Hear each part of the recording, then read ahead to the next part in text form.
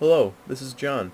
In this video I will be demonstrating on how to connect to a remote computer using TightVNC. The first step I would have you take is go to TightVNC.com, like you see here above, and then go to this Download Now button. And then right here I'm using Windows 64-bit, so I'm going to download this one. Make sure that if you're using 32-bit you download the correct one. A way you can find out if you don't know what version you're running is to go to My Computer.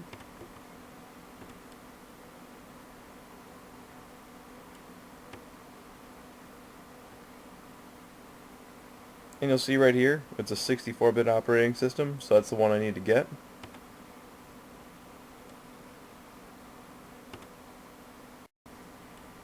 So I'll go to the 64-bit link and click Save. And the download is done pretty much instantly. And then I'll just go ahead and open it and install it.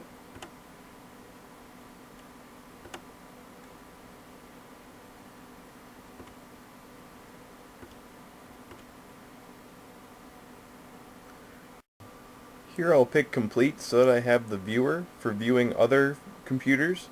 And then I also want the server so that I can look at my computer remotely as well. Here you can leave everything as it is because you need all these settings to go through in order to make connections.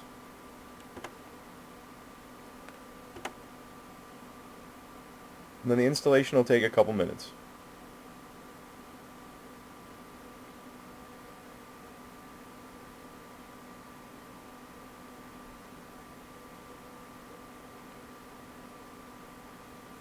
Now we're brought into setting our passwords.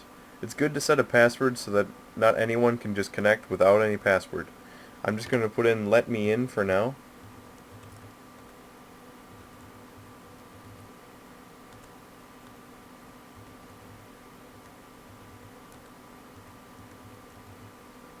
This one locks down the settings on the server so that they can't be changed without this password.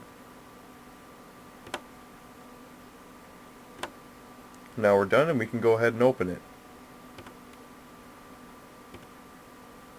It'll be in All Programs, TightVNC.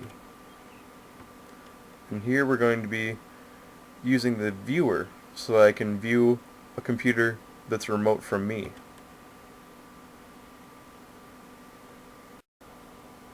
Now that we have the program up, I just want to go over some of the options that are available.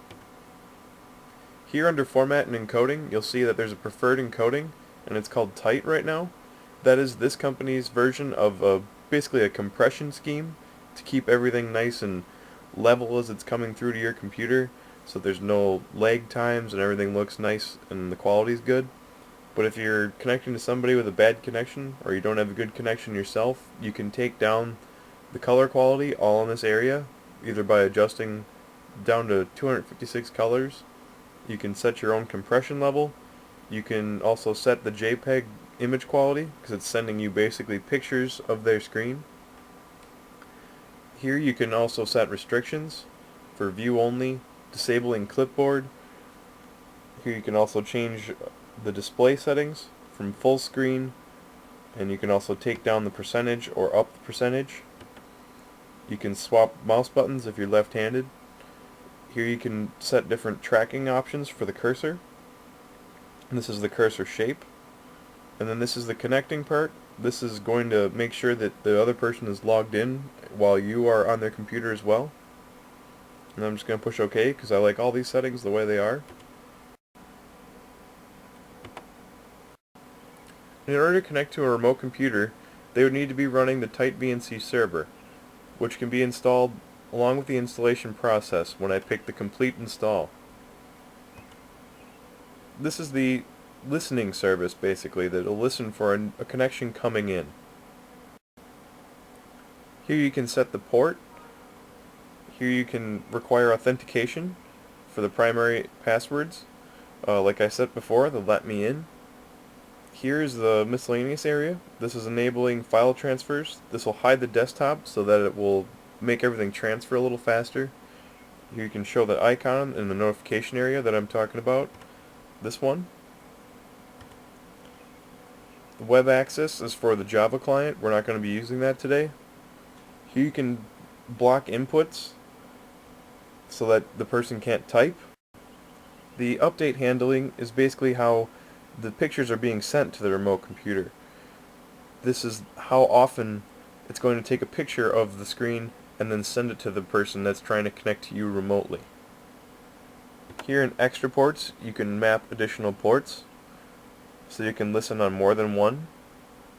On access control, you can set access control rules for each user or IP address so that you can allow just the screen access, or you can allow full control for only certain people. This video section will try to detect a video on the remote computer and then try to compress it so that you can view it as well from wherever you are. Administration. This is basically a way of locking down the settings on this application here so that they cannot be changed. This area of session sharing is basically different configurations for how people will be able to connect to you. If another person tries to connect, basically it'll try to bump the other person off, is how I have it connected now. You can also set it so that multiple people can be connected to you at the same time. Now that I've shown you the server configuration, we're going to go ahead and try to connect. At this point, you need an IP address to connect to a computer that is remote from you. I'm going to be connecting to a computer that is on my home network, so luckily I already know the address. So I'm going to put it in right now. It's 192.168.1.105. And here's a password that I have set, and it's still let me in. Now I'm brought onto my home desktop computer. Now that we're inside, I want to go over this top toolbar up here, and so you can see all the settings that are available. This first one is the connection options that we saw before connecting. All the same stuff is here. This one is for connection info. This will tell us more about the system that we're connected to, its IP address, its host name, the protocol it's using, the native resolution, and the keyboard layout. Here we can pause the session. Here we can force a refresh. If the screen gets mixed up, you can force a refresh and that'll help. This button will send Control-Delete to the remote computer. This one will open the Windows Start button. With Control and Alt, you can also send other key combinations. This next button is the file transfer. This will work much like an FTP, where you can navigate to anywhere on your hard drive and then transfer to anywhere on the remote hard drive.